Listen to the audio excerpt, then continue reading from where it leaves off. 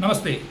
मैं Ramesh मुकातम democratic digest channel की ओर से आज अमेरिका के राष्ट्राध्यक्ष ट्रंप और चीन के राष्ट्राध्यक्ष जिनपिंग इनकी एक बैठक चीन में हुई है।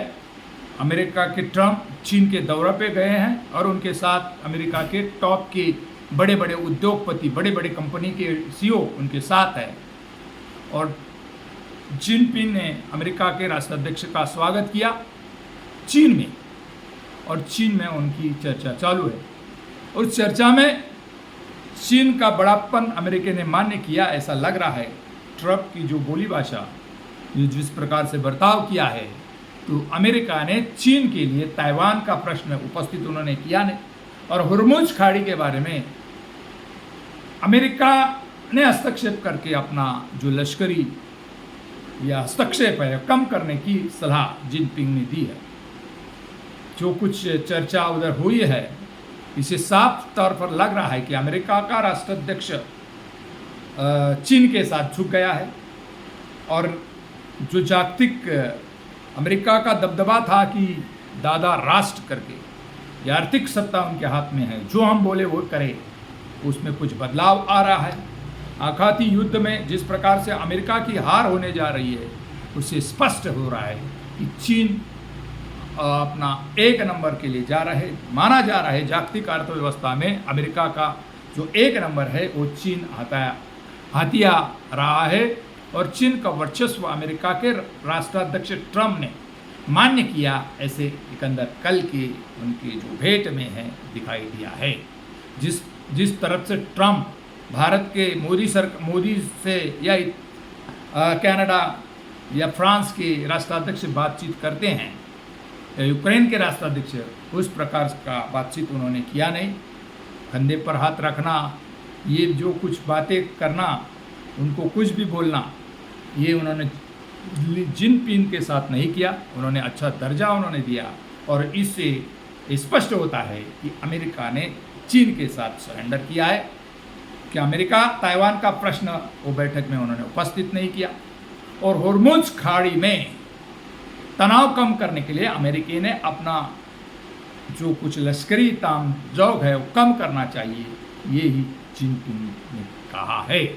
और ताइवान के बारे में अमेरिका ने कुछ न बोलना, यानी ताइवान चीन को गिफ्ट दिया ऐसा लग रहा है। और जो कुछ लोग हैं, बड़े बड़े कंपनी उद्योगपति, वो चीन के साथ व्यापारी परामर्श करेंगे और अमेरिका ने अपनी हार मान्य की ऐसा लग रहा है।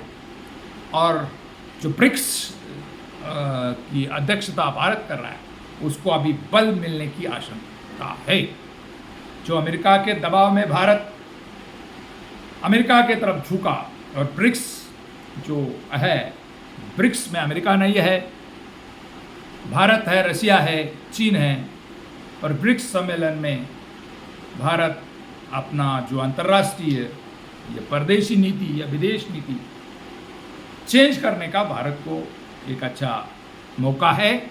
क्या भारत अमेरिका की साथ छोड़कर रशिया और चीन की तरफ झुकेगा, अपने नीति में परिवर्तन करेगा?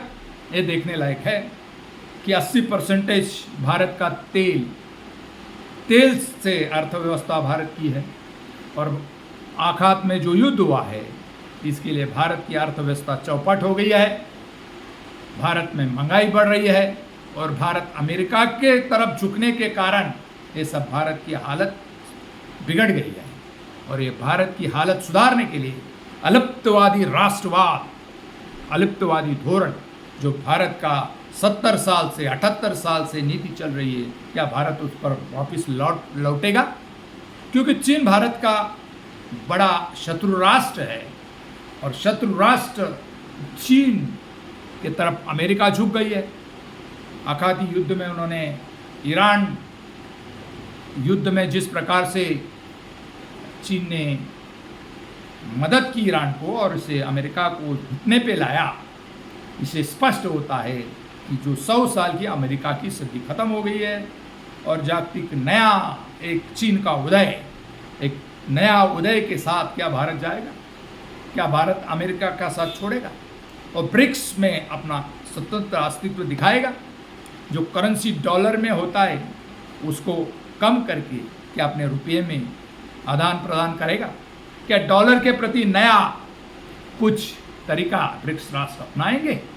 ये चंद दिनों में अपने को मालूम होगा। लेकिन चीन दौरे में ट्रंप ने हार मान्य की ऐसा लग रहा है। और इसके बारे में आपका क्या ख्याल है? कमेंट्स करो। और मेरा वीडियो पसंद आया तो लाइक करो, सब्सक्राइब करो, फॉरवर्ड करो। जय हिंद, जय महाराष्ट्र, जय भारत।